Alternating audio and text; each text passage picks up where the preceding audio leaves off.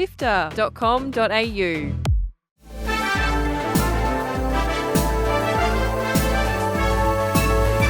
Hi, I'm Kyle Paletto. And I'm Fiona Bartholomeus. Welcome to Walkthrough, Sifter's weekly recap on the biggest news in video games. This week, GOG steps in to save the original versions of Warcraft I and II, don't expect Elden Ring 2 anytime soon, and could a cheaper Legion Go be on the way? Here's the news for Sunday, 8th of December. Let's go. Join the Sifter community on Discord at sifter.com.au/Discord. GOG, or Good Old Games, have announced they're going to keep maintaining Warcraft I and II in the name of game preservation. With the release of the remastered Warcraft I and II last month, Blizzard announced they would pull the original games from the GOG storefront, which prompted GOG to update their preservation programs policy. The remastered versions, of course, are much more expensive, and change those original games. Is a remaster really game preservation? That is a great question. Now, for any game that has been on GOG, they will continue to maintain and update it, ensuring it remains compatible with current systems, even if it's no longer available to purchase.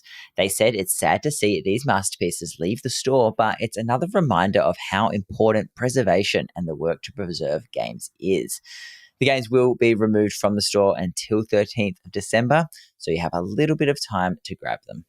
New leaked information from Lenovo shows a new, cheaper handheld is on the way. From a firmware leak last week, we saw the Legion Go S8 ARP. Who names these things?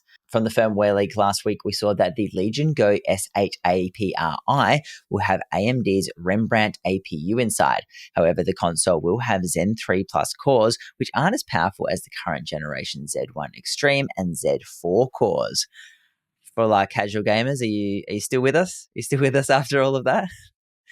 And further rumors say the Legion Go S will go for roughly $399 or around 620 Australian, which would definitely make it one of the cheapest handhelds on the market. The leaked images show it will have RGB lights, 2 USB-C ports, both at the top of the console, a track point like some laptops used to have, and will have removable controllers like the current model. It looks like a pretty decent alternative to some of the more expensive handhelds that are currently on the market. Yeah, weird they're bringing back the little track point. Yeah. I had to Google that, and I was like, that's a blast from the past. Okay, I'm going to have to Google it then, because I don't know what a track point is. It was like this weird little button that used to like sit in a laptop keyboard that you could like a mouse. Oh, yeah.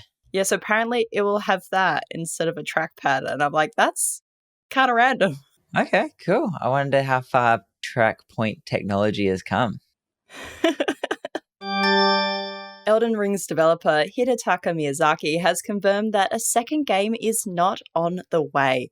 In an interview with Japanese outlet GameWatch, he revealed that a sequel was not even being considered by the studio, but it doesn't mean they won't be developing the franchise further. With the very long timeframes of game development, years in some circumstances, it could be a fair while before we see another Elden Ring game. It's a little surprising to hear there won't be a sequel, at least for now, especially after the success of Shadow of the Erdtree. Miyazaki said that FromSoftware is working on multiple projects, so maybe one of those might be another DLC. Guess we'll have to wait and see. Maybe that DLC will get nominated for Game of the Year next year. Look, it's obviously disappointing as a really big Elden Ring fan, but after the main game and the DLC, hundreds and hundreds of hours, honestly, I'm kind of happy to be given a little bit of a break. And speaking of Game Awards, this week voting opened to the public for the 2024 Game Awards Players' Voice category. Round 1 kicked off the start of the week with 30 games for people to cast their vote. From Zelda Echoes of Wisdom to Helldivers 2, there were a real mix of games, but as always, there were some complaints. Some games like League of Legends, Fortnite, and Genshin Impact made the list, even though they weren't released this year. So I guess we know what Gianni and Courtney voted for. The games have now been cut down to the top 10 for round 2 and included games such as Power World, Elden Ring, Shadow of the Erdtree, and Black Myth Wukong. Hopefully it doesn't end up replicating the same Game of the Year list as the main awards, and some gems get a shout out. If you want to place your vote for this round and next, you can check out the link in our show notes. That's it for the big headlines. Here are the games coming out this week.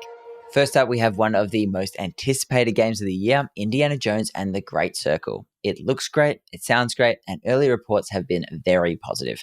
That's coming to PC and Xbox Series S and X on the 9th, and be sure to keep an eye on the Drop Rate podcast feed to hear our full review in the coming weeks. Here's one for the vintage gamers. The 25-year-old Soul Reaver series is getting a remaster package containing the first and second games.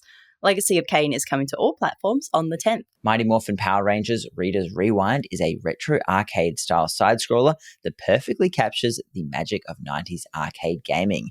This one is from Digital Eclipse, the studio that makes those hybrid documentary games like Tetris Forever or Atari 50, so could be worth a look.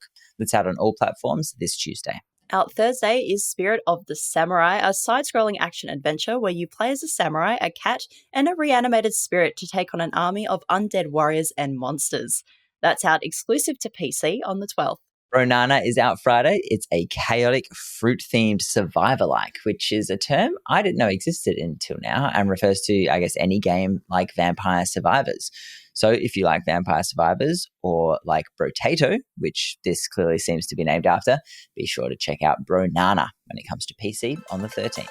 I kind of love it.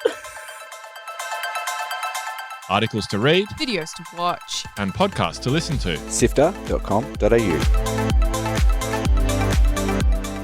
This has been Walkthrough by SIFTER. My name is Kyle Paletto. And my name is Fiona Bartholomeus. Thank you so much for listening. As we approach the end of the year festivities and we look back at the games that were, make sure you're locked to Drop Rate, our review podcast, and Lightmap, our interview show.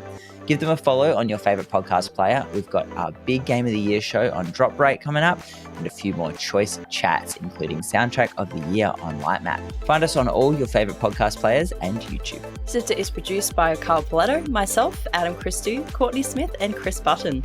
This episode is edited by both senior producer Mitch Lowe and Gianni Di Giovanni, who is SIFTER's executive producer and also Walkthrough script editor. Thanks to Brian Fairbanks from Salty Dog Sounds for composing the Walkthrough theme tune, and Audio Technica Australia and Apple for their support of SIFTER's podcasts. We'll be back with more news next Sunday. See you then.